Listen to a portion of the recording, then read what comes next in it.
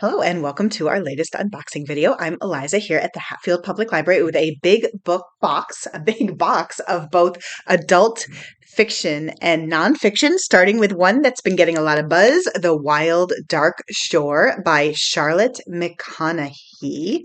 And why? Why is it getting buzz? So it's about a man and three children who are caretakers of a tiny island not far from Antarctica. Oh, it's home to the world's largest sea bank. And then there's a giant storm. And then this is starting to come back to me. A woman washes to shore, and they feels like there's like maybe like a connection, a family thing going on. But then everyone's keeping secrets. It's one of those, lots of secrets. But that's good. It keeps you turning the pages. We have a new Gregg Hurwitz and Nemesis, an Orphan X novel.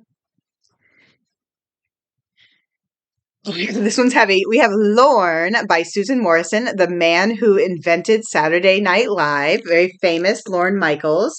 Lots of blurbs. They got blurbs from all the comedians. I'm guessing it is heavy because there are photos. So. Food for Thought, Essays and Ruminations by Alton Brown. He couldn't just say essays. He had to say essays and ruminations. That seems very like on brand. The Siren's Call by Chris Hayes, How Attention Became the World's Most Endangered Resource. Yeah, this is interesting. It does feel like this is a thing. He says we all feel it. We feel distracted, the loss of focus, and like I see it in other people and my kids. So what is Chris Hayes what is he saying? Big picture vision, we urgently need to offer clarity and guidance. I guess you need enough focus to read the actual book and not just the blurb.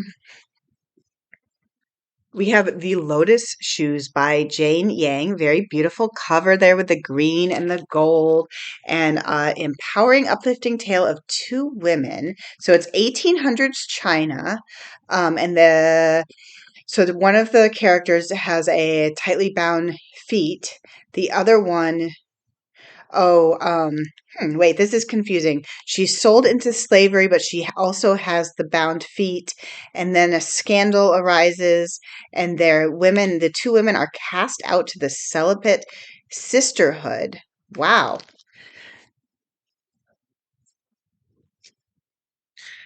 Lucy Score, Story of My Life, very cute with a bicycle on the cover. Oh, this is fun. One of the characters is actually a romance novelist, and she is missing her deadlines and having trouble. And then she buys a home online and ends up with a hot contractor. So that's the setup. The Way of Play by Tina Payne Bryson and Georgie Wisson Vincent, using little moments of big connection to raise calm and confident kids. Oh, I love this. That's nice. Um, Help your kids face their fears, handle big emotions, and bolster their social skills through play. I think people are going to be into this. We're kind of in the age of where it's like parents are playing a lot with their kids. So we have John Sandford and Lethal Prey, new in his Lucas Davenport and Virgil Flowers series. Dream Count by Chimamanda Ngozi Adichie, who wrote Americana. I read that, it seems like so long ago, and I think that she hasn't really had any new novels since then. The author is Nigerian, and this is about a Nigerian travel writer living in America during the pandemic. I really liked the first one, so I think I'm gonna definitely read that one. The Dark Hours by Amy Jordan. Ooh, very dramatic weather going on in the oh my gosh, oh my gosh. It's an house on an island. I'm very susceptible to houses on islands. I always want to read these books. So 1994, the distant past, but it doesn't really seem like it should be. They so about a couple, oh my God, there's a serial killer. I'm not a serial killer person. So So I guess it's two different timelines, and then there's murders going on in 1994, and then it's happening again in 2024. Save Our Souls. This is a nonfiction by Matthew Pearl, the true story of a castaway family, treachery, and murder. Oh my gosh. I think people will be into this. They're really into shipwreck boats, especially after The Wager was so good. Um, oh, and wow. And this is three teenagers, their dog. Wow. Huh. Yeah. So this is nonfiction, but also people with secrets. So it happens in real life too.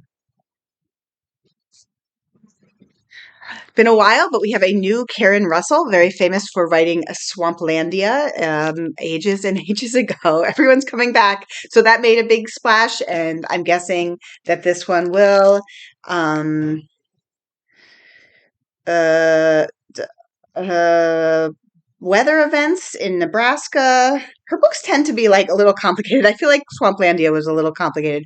Um, so, yeah, farmers, dust storms. Broken Country by Clare Leslie Hall, Reese's Book Club. Sort of lovely, like bucolic scene on the cover, but I feel like the colors are a little bit like unsettling with all the yellow. Um, oh my gosh. So this sounds like a rough so it's a woman and her husband who are happy.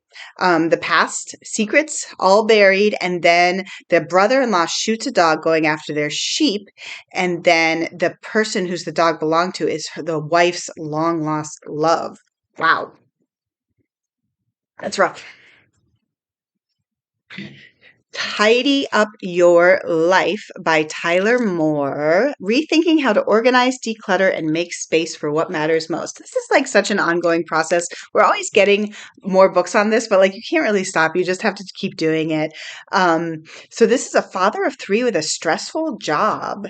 He felt like his life resembled an overstuffed closet, and he chronicled his progress to get organized as Tidy Dad on Instagram. And hmm, he draws in highs and lows of parenting, home management, and work life balance.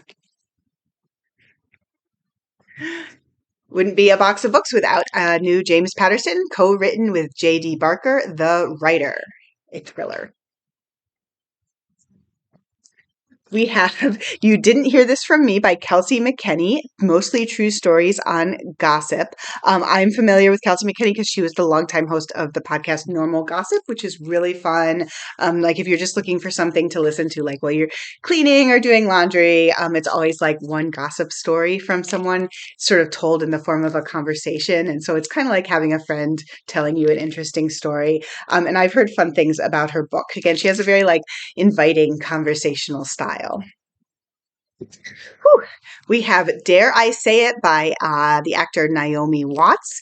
Everything I wish I'd known about menopause. There are a lot of books about menopause coming out right now, and so I actually like read a little bit of this one, and because I was like, which books about menopause should we get? And I have to say that her writing style is like very readable and very inviting. So we decided to go ahead and get this one for the library.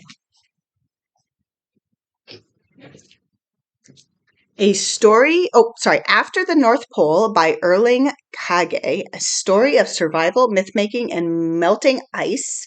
So nonfiction, you can see a guy walking in the snow. So recounts the history of the territory's exploration and the incredible physical challenges that he and other people have endured in the cold. So this is the person, I think the first person to go there without dogs. Tartufo by Kira Jane Buxton. This looks like a little bit on the lighter side, kind of fun. A fantastical and endlessly funny story. Colorful characters in a dying Italian village and a giant truffle that changes their fate forever. So definitely, if you're looking for something, I think on the lighter side, this might be a good pick. Two more. We have a Sandra Brown, Blood Moon, popular detective novels, sort of thriller detective novels. And last of all, we have Girl Anonymous by Christina Dodd. The Godfather meets West Side Story, twisty, darkly romantic.